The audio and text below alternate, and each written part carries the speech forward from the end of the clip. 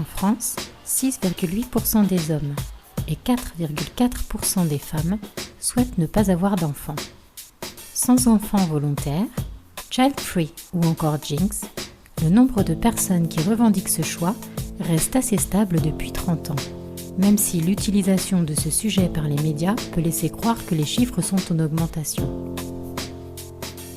Les principales raisons révélées par les études sociologiques sont, avant tout, le désir de liberté, puis la responsabilité, enfin, pour ces personnes, le fait de devoir faire un enfant est sans fondement rationnel.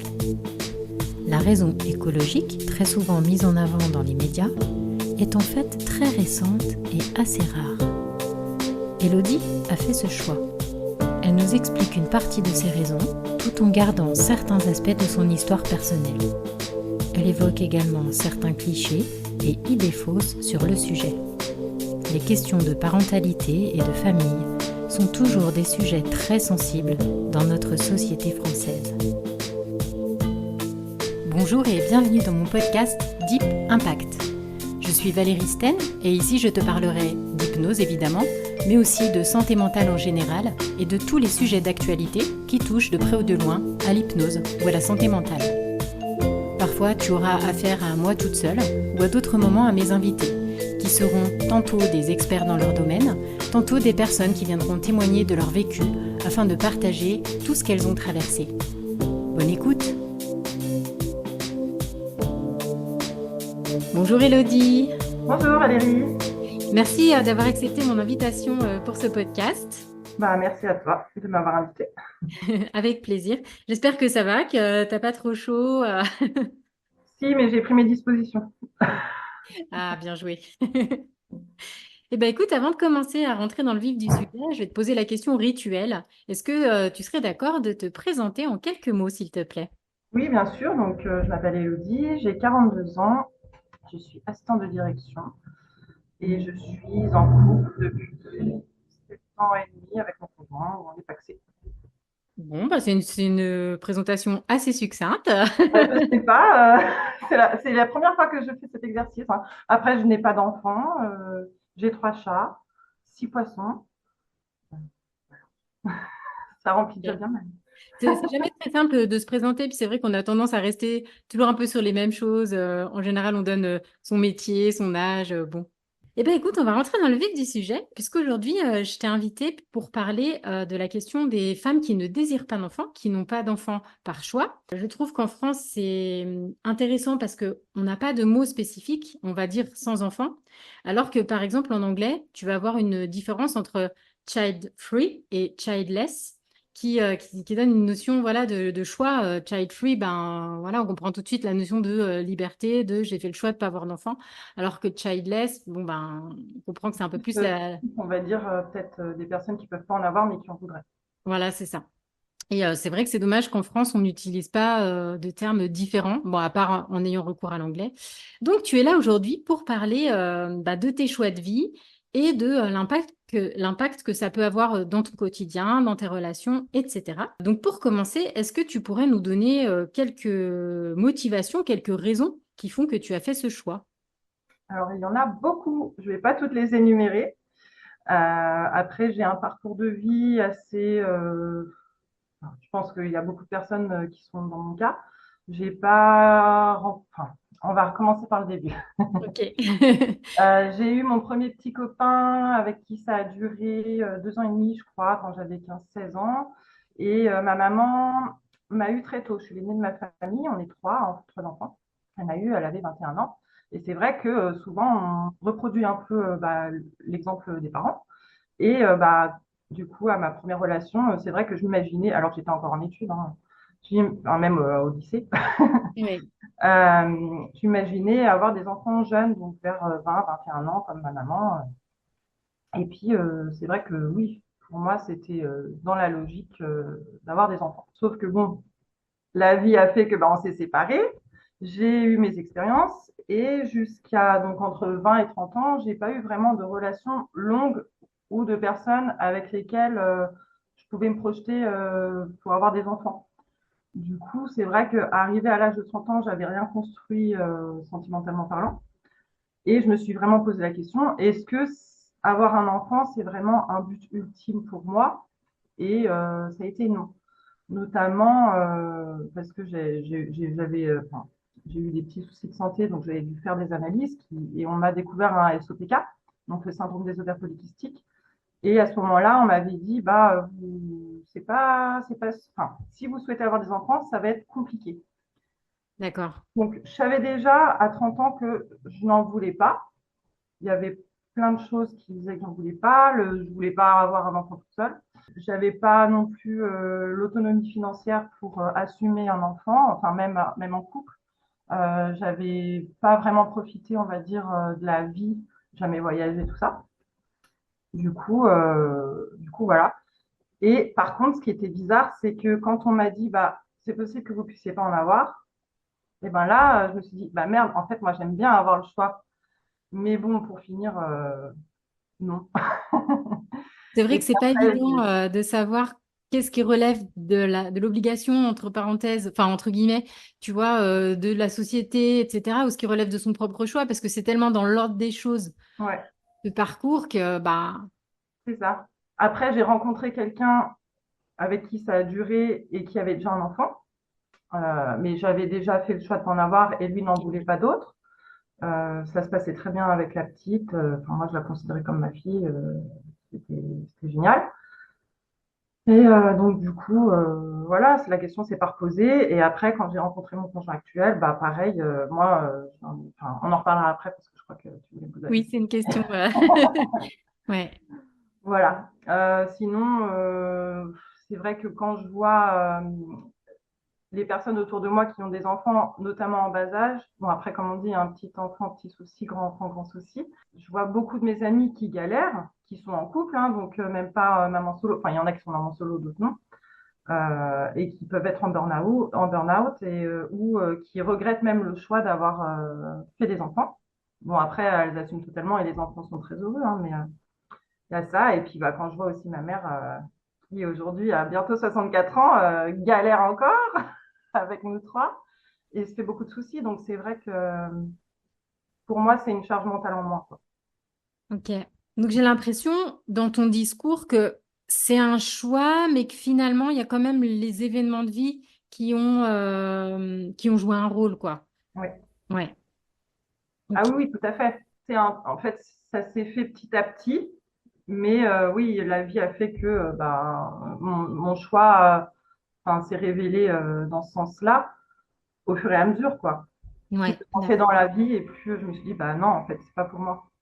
Est-ce que tu as subi des pressions de la part de ton entourage, que ce soit les amis, la famille, des collègues, tu vois? Est-ce que tu as ressenti une certaine ouais, pression? Alors, c'était il y a longtemps maintenant, les personnes autour de moi ont compris mon choix. Et du coup, elles m'en quittent plus trop avec ça. Mais c'est vrai que à la fin de la vingtaine, quand j'approchais des 30 ans et que bah, j'ai quand même dit à ma maman, bah, tu seras pas grand-mère de ma part.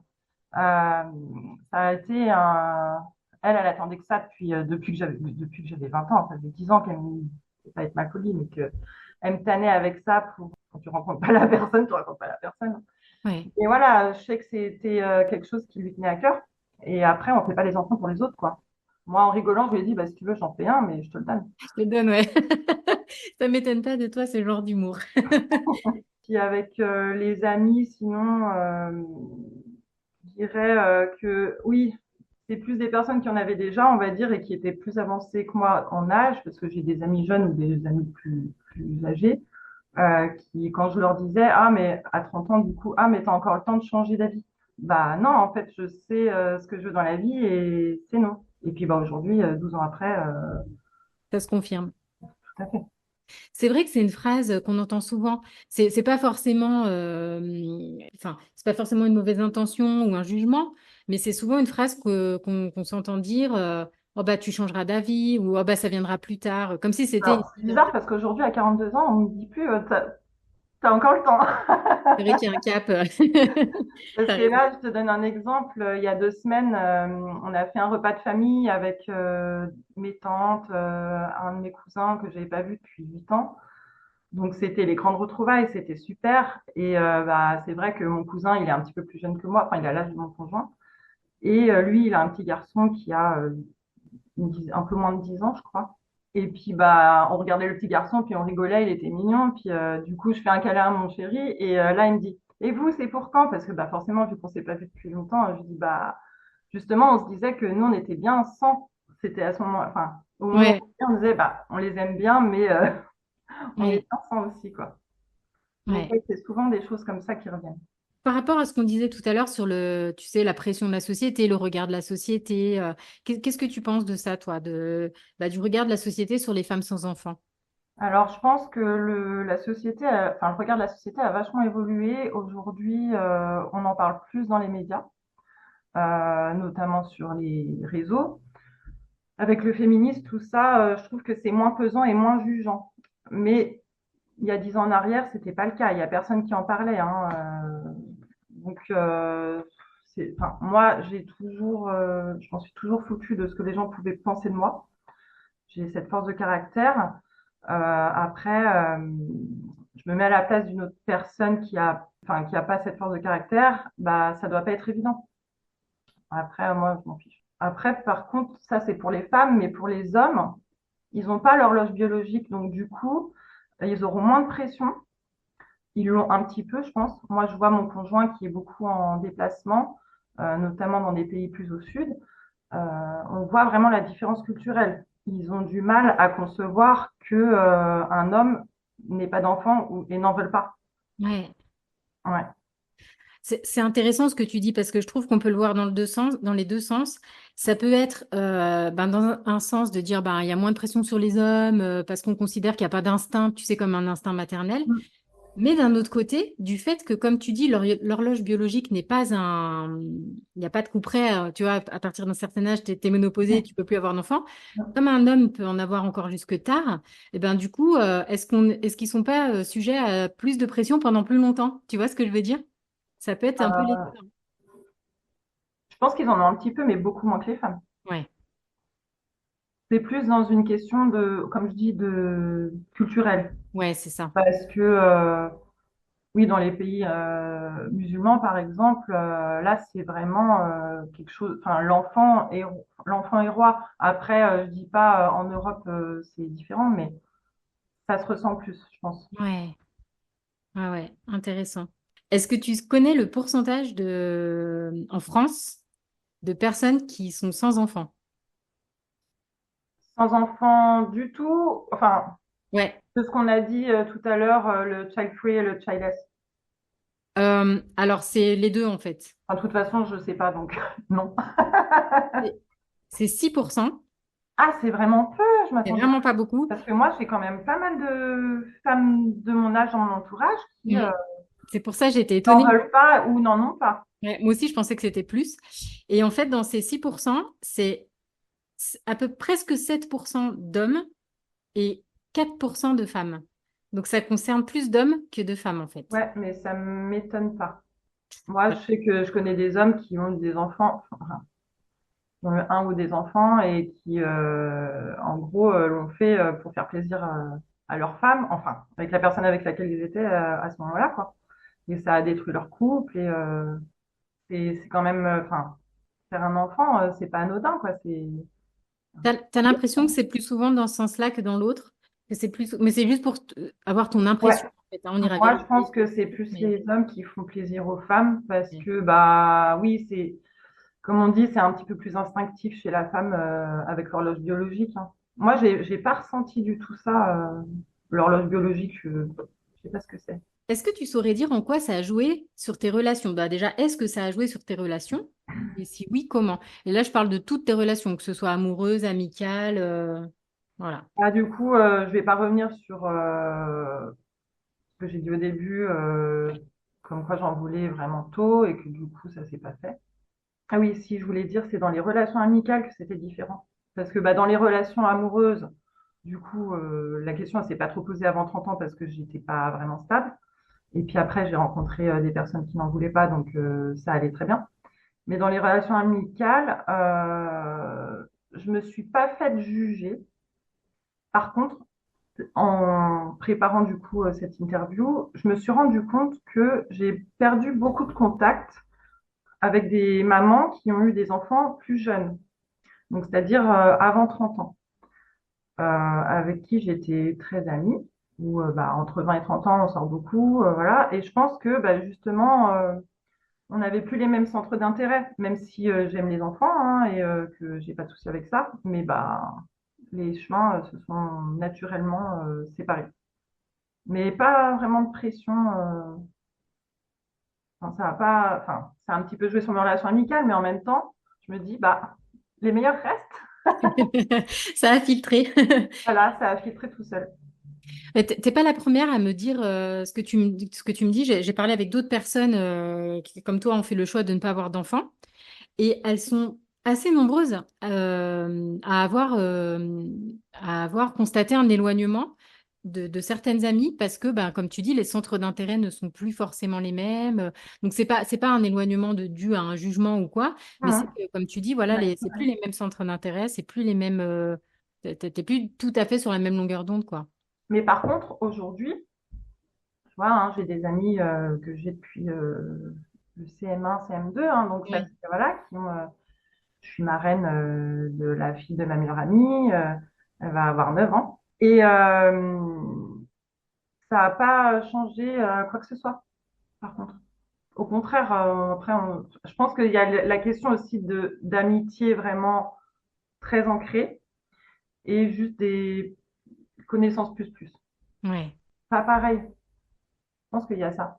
Je me dis que ça peut avoir un avantage aussi, parce que tu es plus libre pour faire du babysitting, tout ça. Ouais, bah, on en reviendra après, justement, je voulais en parler. Ok, ok. Comment tu en parles, toi, dans ta vie de tous les jours? Est-ce qu'on te pose souvent la question? Comment tu réponds? Comment tu parles de ça? Alors oui, c'est vrai que c'est une question qui revient bah, souvent parce que on fait des connaissances tous les jours, hein. Après, vu que j'ai un caractère assez spontané et puis comme je le dis, que j'ai pas, je m'en fiche de ce que les gens peuvent penser. J'ai pas de souci à dire simplement que j'ai fait un choix de vie différent. Je rentre pas dans les détails du pourquoi du comment et je dis simplement qu'il y a beaucoup de choses qui font que je n'en veux pas. Et puis après, bah, j'ajoute la petite note d'humour que je préfère les chats. Et Mes en chats, plus, c'est c'est une vrai. bébé. Bah non, mais ouais, ils font partie de la famille, quoi. C'est sûr que bah, j'ai déjà perdu 2 chats et puis c'est pas, tu peux pas comparer avec la perte d'un enfant, mais c'est Euh, qu'est-ce que tu dirais qui, aujourd'hui, te conforte dans ton choix? Alors, je dirais que déjà d'une, bah, le futur qu'on voit arriver là, il fait peur. Que ce soit climatique, politique, en fait, tout est très anxiogène. Et moi, quand je compare avec mon enfance, où je suis née en région parisienne, j'ai vécu dans une cité pendant 8 ans, je crois, 7, 8 ans, où j'allais à l'école à pied, en primaire. Ça craignait vraiment, hein. Mes parents, ils me laissaient sortir dehors pour jouer. Après, quand on a emménagé en Haute-Savoie, ben, j'étais un peu l'enfant de la nature. Je rentrais à la maison en sachant bah, par rapport à l'orientation du soleil à peu près, et je mens pas, hein, je fabule pas, hein, à Ouais. peu près vers quelle heure fallait que je rentre. Bah voilà, là c'est l'heure, le soleil commence à se coucher, faut aller manger. Aujourd'hui, moi, quand je vois, bah, que ce soit mes amis ou des connaissances ou même pas, c'est impossible. Que ce soit en ville ou à la campagne, c'est impossible. Donc, c'est, on n'avance pas dans le bon sens, quoi. Puis bon, bah après, moi, je suis quelqu'un de très libre dans ma façon d'être et dans ma façon de vivre. Bon, après, on pourrait dire que c'est égoïste. Moi, je trouve pas. J'ai fait une psychanalyse, enfin une psychothérapie pour me sentir bien dans ma tête et dans mon corps. Aujourd'hui, je suis vraiment en accord avec mes principes et mon bien-être, c'est ce qui prime. Et puis, bah, comme je reviens là, comme je dis, quand je vois les personnes autour de moi, ça me donne pas du tout envie, quoi. Donc, ça me donne pas envie avec ce que je vois autour de moi, mais ça me donne pas envie par rapport au futur aussi qui arrive, quoi. Ouais. t'imagines, moi j'ai trop chaud, un petit bébé, comment il aurait de la fièvre là? Mhm. Comment tu te sens dans ta vie maintenant, à ce jour? Là aujourd'hui, je peux dire enfin parce que il y a plein de choses qui se sont mises en place ces dernières années et assez rapidement. D'ailleurs, je suis contente. Donc je me sens pleinement épanouie. Je regrette pas du tout mes choix. Je suis reconnaissante en fait de ce que je vis aujourd'hui. Je suis super bien dans mon travail, je suis bien dans ma vie. Étrangement, je manque de temps même si j'ai pas d'enfant. Parce que bon, je suis quelqu'un de très créatif et je trouve jamais le temps pour faire ce dont j'ai envie, mais bon, ça, c'est un autre souci. Mais non, je suis je me sens très bien. C'est vrai que beaucoup de femmes, malgré qu'elles sont sûres de leur choix, ont souvent ce doute quand même de est-ce qu'un jour je risque de le regretter, tu vois. Et Moi, pas du tout. Enfin, en tout cas aujourd'hui, mais bon, je suis persuadée que je le regretterai pas, hein. Persuadée. oui, parce que ça te permet, comme tu disais, une certaine liberté, ça te crée des souvenirs, tu fais plein de choses, enfin, tu t'épanouis, tu voyages. Oui, après, je juge pas les personnes qui ont des enfants et j'attends des autres aussi qui ne jugent pas mon choix. Puis bon, en même Oui. temps, je m'en fiche un peu, mais ouais, après, on parlera des clichés Mm. qu'on a pu avoir, hein, mais c'est fou, c'est fou. Moi, aujourd'hui, ouais, c'est vrai que c'est pas un choix que je regrette et je pense pas le regretter un jour. Bah justement, parle-nous voir de ces clichés. Qu'est-ce qui Euh, t'agace, lesquels tu retiens? bah, on pourrait croire en fait que j'aime pas les enfants parce que du coup, j'en veux pas, mais c'est pas du tout le cas en fait. Je vais donner un petit exemple. Il y a 2, 3 ans, on a un couple d'amis qui ont eu un petit garçon. Et c'est vrai que les premiers mois ont été difficiles pour eux. Et on est un groupe d'amis de 4 couples, dont un couple qui est parrain et marraine du petit. Et moi, à l'époque, je bossais pas les vendredis, je crois. Enfin, il y avait ou un vendredi après-midi sur deux. Enfin bref. Et du coup, je leur avais proposé spontanément, bah voilà, si vous voulez prendre du temps pour vous deux, profiter et puis lâcher un peu prise. Moi, j'ai de l'expérience avec les enfants, même si j'en ai pas, parce que j'ai 11 ans d'écart avec ma petite sœur, 7 ans avec mon frère, donc je me suis beaucoup occupée d'eux quand ils étaient petits. J'ai fait du babysitting, enfin, je sais changer une couche, je sais donner un biberon, je sais m'en occuper. Et du coup, la réaction de mon amie, c'était, bah, elle me dit, t'es vraiment, du groupe d'amis, t'es vraiment la personne à laquelle j'aurais pas pensé qu'il me proposerait ça. Je lui dis, ah bon, pourquoi? Elle me dit, bah, parce que t'en veux pas et tout. Je dis, ouais, mais c'est pas parce que j'en veux pas que je suis pas capable. Ça a rien à voir. Donc, du coup, ça a été très bien pris. Parce que du coup, en plus, j'étais la première à leur proposer ça, alors que bon, il y avait quand même parrain marraine. Donc voilà, ça a été très bien accueilli. Et sinon, autre petite anecdote, un jour, je bossais en intérim, je faisais un remplacement. Et du coup, bah, les collègues, pour faire connaissance, ils te posaient un peu des questions. Donc, bah, du coup, il y en a une qui m'a demandé si j'avais des enfants, ce à quoi j'ai répondu non. Et puis, elle m'a dit, mais t'as pas peur de te retrouver seule quand tu seras vieille? Bah, je lui ai dit, bah non. Elle me dit non, parce que c'est égoïste quand même. Alors là, du coup, j'ai pas répondu parce que je voulais pas m'énerver. Et puis voilà.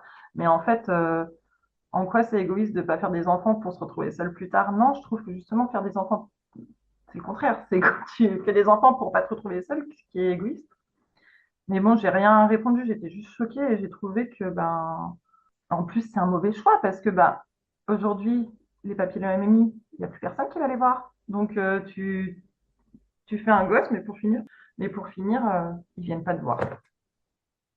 Tu restes seul.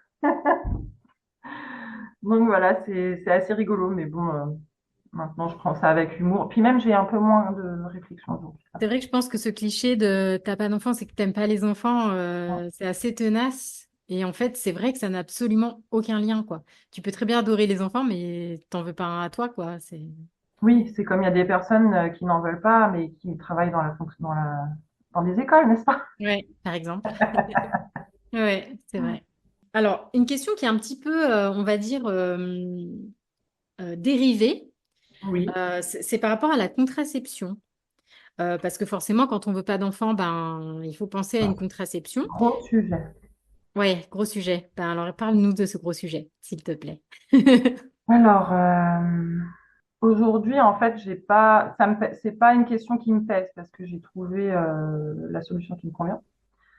Mais c'est vrai que du moment où j'ai commencé à avoir des rapports sexuels, donc en adolescence, on va dire, jusqu'à enfin, jusqu'à mes 30 ans, j'avais des périodes où je prenais la pilule, des périodes où j'en prenais pas parce qu'il y avait des périodes où j'étais pas en couple, quoi. Donc pourquoi me mettre des hormones dans le corps? Et en fait, jusqu'au jour où j'ai pas eu mes règles pendant quelques mois, donc c'est là que j'ai fait qu'on m'a dit que j'avais des syndromes de ovaires polykystiques. Donc il fallait que je reprenne la pilule, sauf que ben je l'ai pas fait parce que je voulais plus d'hormones.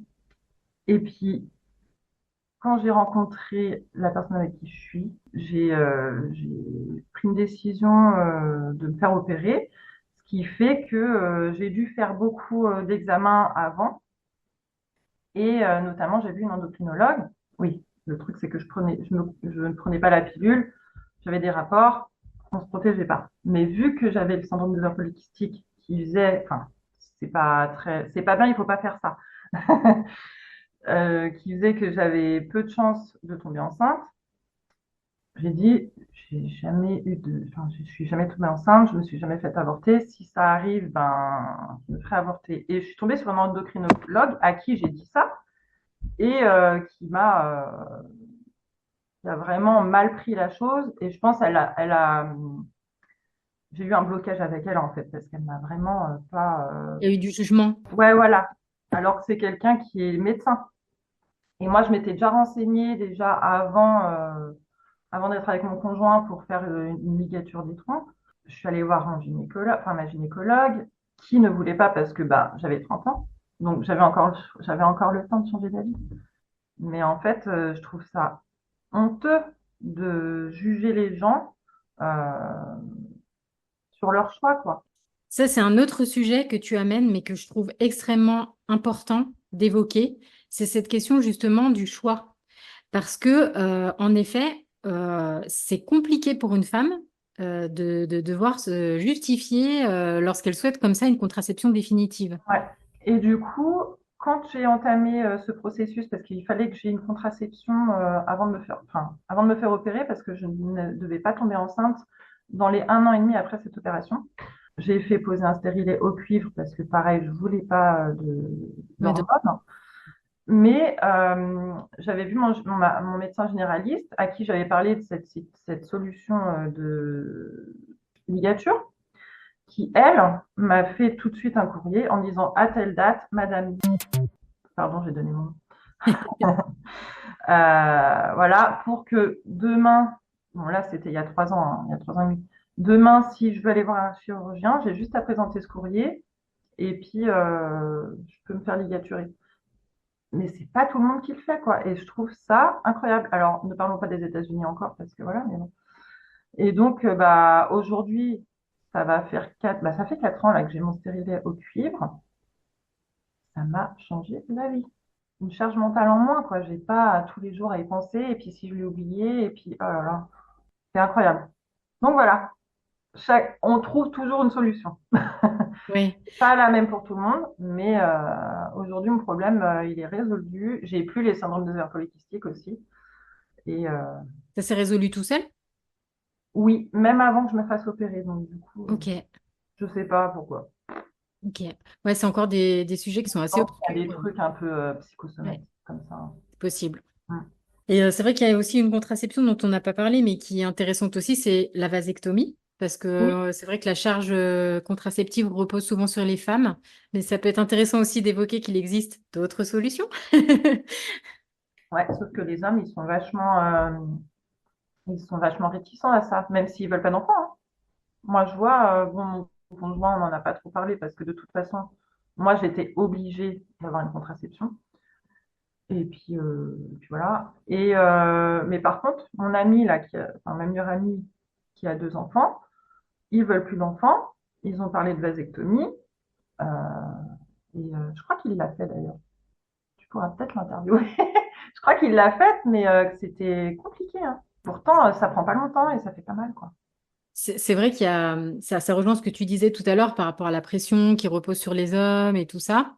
Sûrement que ça rentre en ligne de compte, cet aspect-là. Et puis, comme on disait tout à l'heure, le fait qu'un homme puisse se reproduire ben, tout au long de sa vie, il y a cette peur du regret, cette idée, oh, on ne sait jamais, peut-être que je vais rencontrer quelqu'un, peut-être que je vais changer de vie, quoi. Bah ouais, mais bon, la question, elle peut se tourner pour nous aussi, hein. Oui, On ne sait pas de quoi demain est fait, hein. Bon, moi, même si demain, si demain on se sépare avec mon conjoint, je sais que je voudrais toujours pas d'enfant. Et d'ailleurs, ayant été belle maman, même si ça s'est très très bien passé, je ne souhaite pas réitérer. c'est-à-dire que quand tu dis ça, tu veux dire que ce sera un choix pour toi si ton compagnon, enfin, si tu rencontres quelqu'un qui a des enfants, tu ne te mettras pas forcément. Bah, on peut pas savoir, mais ça sera un moins, quoi. Ouais. Chat échaudé craint l'eau froide. Ouais, c'est Ouais, ça. On va dire ça, ouais. ouais, mais je comprends. On va revenir plus sur le sujet qui nous concerne aujourd'hui.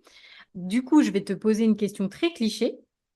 Tu m'as déjà un petit peu répondu, mais on va recreuser la question. Est-ce que tu penses qu'il est possible qu'un jour tu regrettes ce choix? Alors, pas du tout. Parce que bon, après, j'ai une vie, enfin, une vision de la vie qui est assez différente de la plupart des gens. On ne sait jamais vraiment de quoi peut être fait demain. C'est ce que la vie m'a appris. C'est qu'on ne peut pas savoir.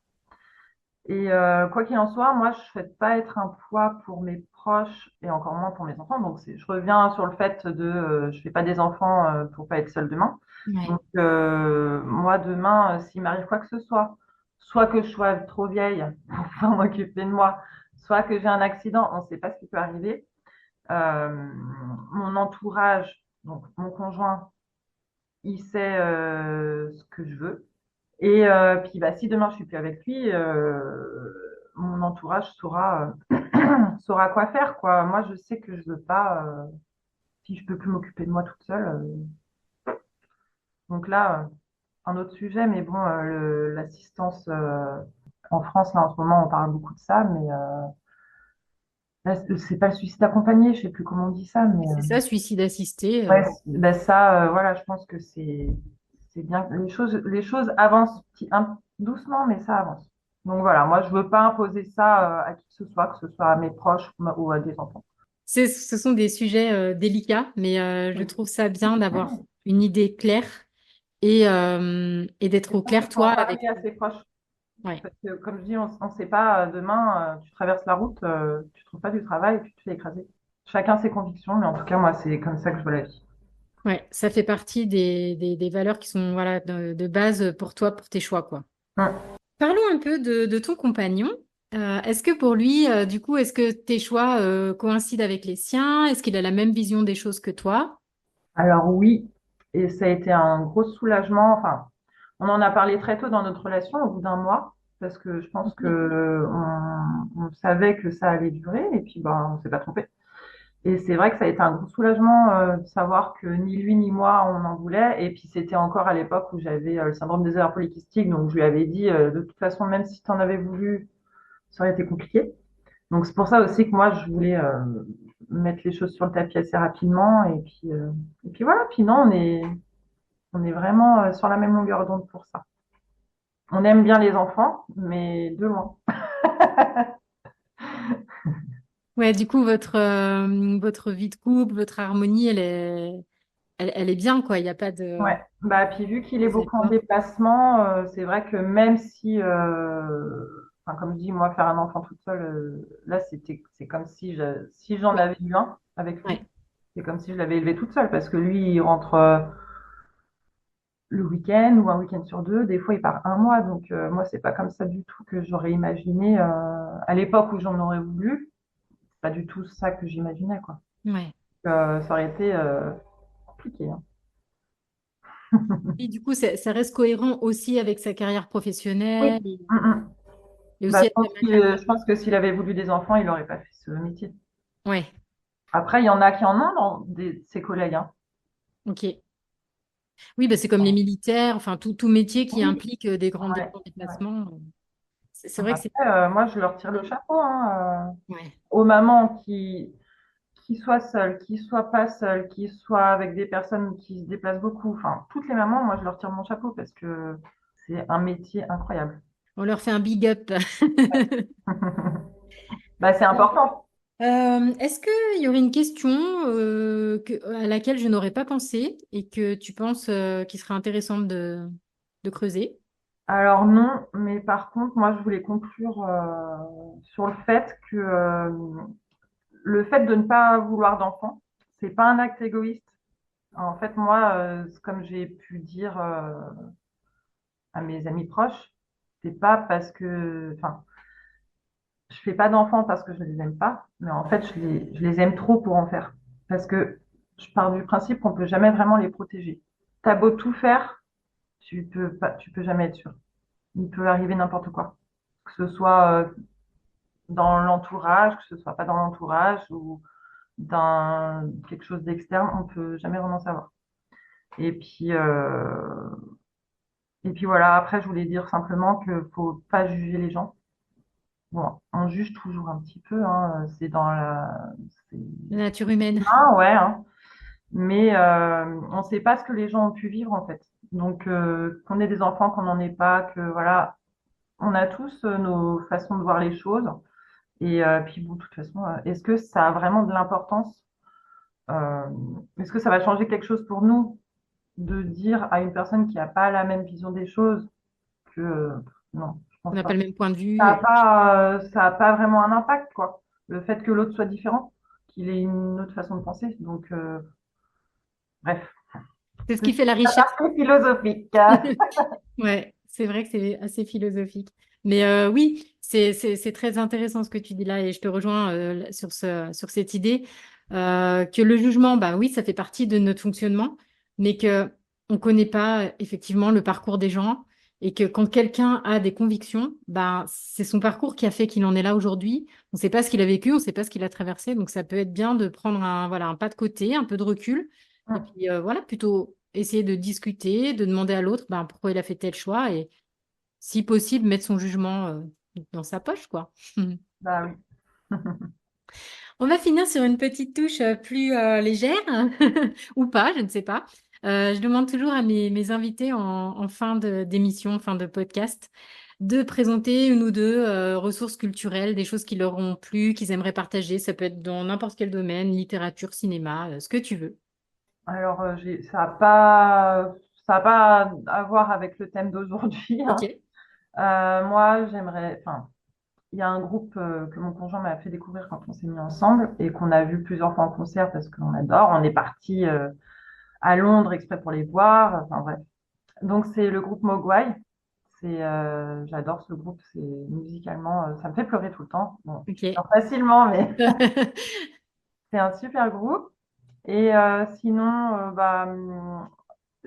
enfin, un podcast un peu rafraîchissant, je trouve, que j'ai découvert cette année. Avant, j'écoutais pas vraiment de podcast et puis je m'y suis mise, je trouve ça vachement bien. C'est 4 quarts d'heure, je sais pas si tu connais. Non, je connais pas. Je vais Ah le bah, noter. c'est 4 copines en gros qui se sont connues, qui étaient journalistes dans un magazine féminin, qui vont parler chacune un quart d'heure sur leur up et leur down. Donc c'est très rigolo parce qu'il y a plein de sujets différents. C'est assez féministe, mais c'est rafraîchissant. Et du coup, Ok. bon, c'est assez connu. On leur donne encore un peu plus de visibilité, mais c'est pas grave. En série, je regarde que des vieux trucs, hein. Là, je viens de finir Doctor House. Oui, c'est Je bien. viens de rattaquer Stranger Things, rien à voir, mais bon, voilà.